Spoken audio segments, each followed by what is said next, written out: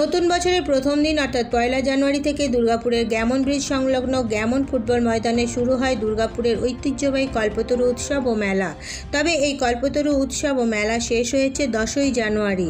কিন্তু কল্পতরু মেলা শেষ হলেও এখনও পর্যন্ত আগের অবস্থায় ফিরিয়ে দেওয়া যায়নি মেলার ফুটবল মাঠ ময়দানটি। গোটা মাঠে এখনও রয়েছে বাঁশের কাঠামো, মাঠে রয়েছেন কিছু ব্যবসায়ীরা। সমগ্র খেলার মাঠ মুখ ঢেকেছে আবর্জনা স্তূপে। খেলার মাঠের বর্তমান হতশ্রী দশা নিয়ে সরব হয়েছেন দুর্গাপুরের ক্রীড়াপ্রেমী মানুষেরা। অভিযোগ উঠেছে খেলার মাঠের এই অবস্থার জন্য এখন আর খেলাধুলা করা সম্ভব হচ্ছে না। দুর্গাপুরের ক্রীড়া সংগঠকরা প্রশ্ন তুলেছেন, দুর্গাপুরের এই রকম একটি গুরুত্বপূর্ণ খেলার মাঠের কেন এমন হতশ্রী চেহারায় থাকবে। দুর্গাপুরের ঐতিহ্যবাহী এই মেলা মাঠকে সাম্প্রতিক সময়কালে সাজিয়ে তুলতে উদ্যোগী হয়েছেন দুর্গাপুর সাংস্কৃতিক মেলা কমিটির উদ্যোক্তারা। তাদের সহযোগিতায় হাত বাড়িয়ে দেয় দুর্গাপুর নগর নিগম। এমনকি খেলার মাঠে বাউন্ডারি দেওয়ার জন্য প্রায় 44 লক্ষ টাকা খরচ করে মেলা কমিটি, যার উদ্বোধন করেন রাজ্যের মাননীয় মন্ত্রী মলয় ঘটক। তারপরেও কল্পতরু মেলা শেষ হলেও মাঠে এখনও হতশ্রী চেহারা, যা নিয়ে ক্ষোভে ফুঁসছে দুর্গাপুর মহকুমা ক্রীড়া সংস্থার সাধারণ সম্পাদক তাপস সরকারের অভিযোগ, যেহেতু দুর্গাপুর স্টেশন যোগাযোগের ক্ষেত্রে একটি গুরুত্বপূর্ণ জায়গা, বাস স্ট্যান্ড ও রেল স্টেশনের কাছে অবস্থিত এই কল্পতরু মাঠ, স্বাভাবিকভাবে এই মাঠে দুর্গাপুর মহকুমা ফুটবল লিগের অনেক খেলা অনুষ্ঠিত হয়।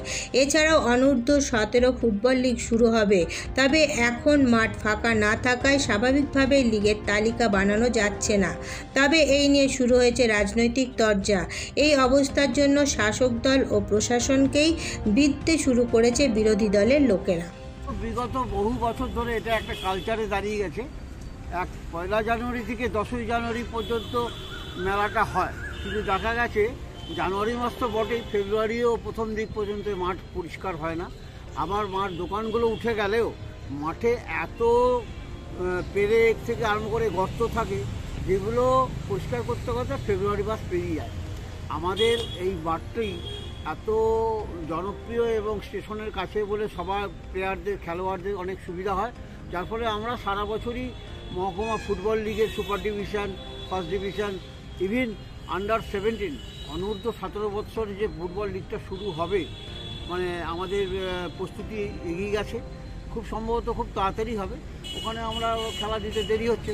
এবারে ওই মাঠ যদি পরিষ্কার না হয় তাহলে পরে স্বাভাবিকভাবে আমরা অন্য কোনো মাঠে নিয়ে যেতে পারবো। যদিও দুর্গাপুরে মাঠের অভাব নেই, কিন্তু সব ক্লাবই দেখেছি আমরা বিগত দিন থেকে যে কল্পতরু ময়দানটা, গ্যামন ব্রিজ মাঠটা প্রেফার করে ক্লাবগুলো, যাতে যাতায়াতের কমিউনিকেশনের এত সুবিধা।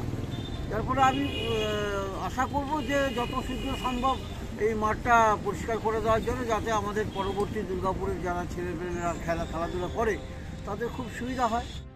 মেলা 1 থেকে 10 থেকে হওয়ার কথা, আর এই মেলার কয়েক বছর ধরে লক্ষ লক্ষ টাকা আত্মসাৎ হয়েছে। যখন যে কমিটি আসছে তা লুট করেছে, সবার খাতে টাকাটা যায়নি। 10 দিনের বর্তায় কয়েকদিন হয়ে গেল, কত তারিখ আজকে 18 তারিখ, আরও 8 দিন এক্সট্রা হয়ে গেছে। এই যে এত টাকা অবৈধভাবে ইনকাম করছেন, অবৈধভাবে লুট করছেন, খেলার মাঠ নোংরায় বসে আছে, খেলা হতে পারছে না, কে দেখবেন, তাকে বলবেন? প্রশাসন, পুলিশ, তৃণমূল সব কারবানিতে ব্যস্ত, বলে কিছু নেই। বাবা বলছি, বাংলাকে শেষ করে দিয়েছে। কয়েক মাস ওয়েট করুন, ধৈর্য ধরুন। মোদী নেতৃত্বে এসে ঘুরছে, বাংলাকে আমরা পথ দেখাবো, বাংলার পরিবর্তন নিয়ে আসবো। ওয়েট করতে হবে, কিছু করার নেই। এই চৌধুরীর কাছ থেকে মুক্তদের জন্যে নিজেকে একবার ভোট দিন, আর একবার সুযোগ দিন, আমরা করে দেখাবো করতে পারি।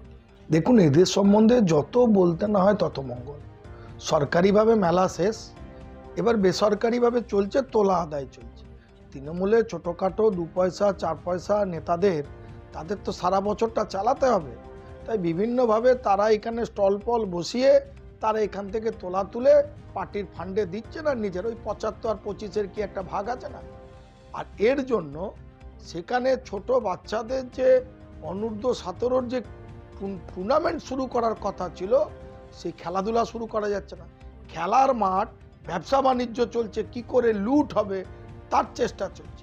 ধিক্কার জানাচ্ছে। তবে দুর্গাপুর সাংস্কৃতিক মেলা কমিটির এক সদস্যের দাবি, মেলার অর্জিত আয় দিয়ে উন্নয়নমূলক অনেক কাজ হয়। মানবাধিকার কারণে কিছুটা সময় লেগেছে ঠিকই, কিন্তু সমস্যা খুব তাড়াতাড়ি কেটে যাবে এবং মাঠ আগের অবস্থায় ফিরে আসবে। তো বিরোধীদের কথা বলবে, সাধারণ মানুষ কি বলছে দেখুন।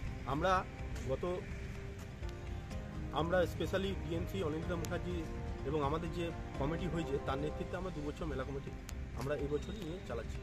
তাতে করে গত বছর আপনারা হয়তো জানবেন, আমরা কমিটমেন্ট দিয়েছিলাম মেলার মধ্যেই যে আমরা যেমন ফেন্সের বাউন্ডারি ওয়াল করে দেবো। আমরা অলরেডি বাউন্ডারি ওয়াল কমপ্লিট করেছি এবং ভেতরে পায়খানা বাথরুমও করেছি, যাতে করে মানুষের অসুবিধা না হয়।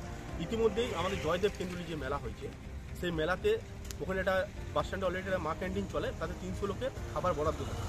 আমরা সেই মেলা কমিটির উদ্যোগে আমরা এইবারে সেটা মোটামুটি 700 থেকে 800 লোকের খাবারের প্রবন্ধ করেছি, ব্যবস্থা করেছি।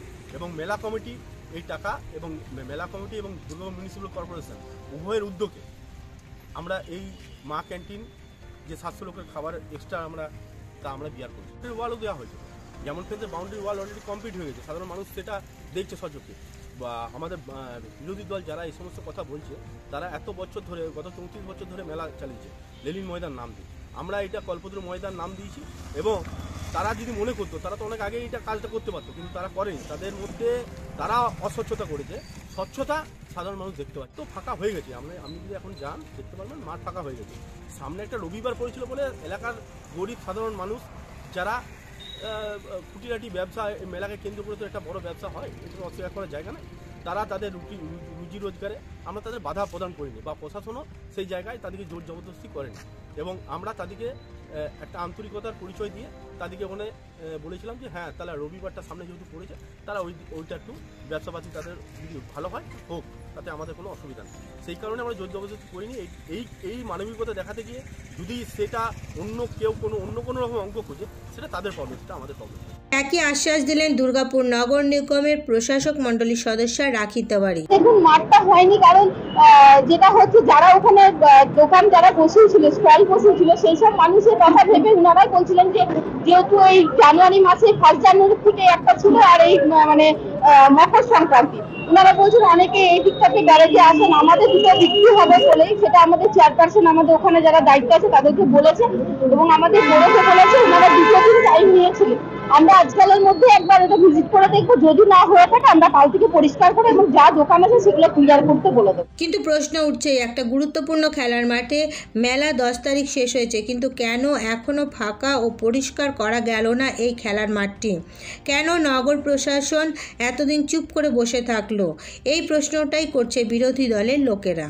এটাতে আপনাদের এটা জানতে হবে, মানে সিস্টেমটা আছে, এতে সিস্টেমে চলে তো ওদের। এই যে মেলা পর্যন্ত একটা সিস্টেম, আবার ভাঙা মেলাতে যা স্টল থাকবে তার থেকে তোলা আদায়ের একটা সিস্টেম আছে। তো হচ্ছে এই ভাঙা মেলা থেকে তৃণমূলের কিছু নেতা তোলে। তো এই তোলার তো এটা আছে, 7 দিন দোকানে থাকবে বা 10 দিন থাকবে। এই তোলা কমপ্লিট হলে তারপরে হচ্ছে ভাঙা মেলা পরিষ্কার হবে। আর এটার মাথায় কে আছে? পুরো প্রশাসকের কি চেয়ারম্যান না চেয়ারপারসন বলেন, তিনি আছেন। আর ভাঙা মেলায় তোলা হয় তৃণমূলের নেতৃত্বে ভাঙা মেলা স্টলগুলো থেকে তোলা। এরপর নজর রাখুন আমাদের পরবর্তী খবরে।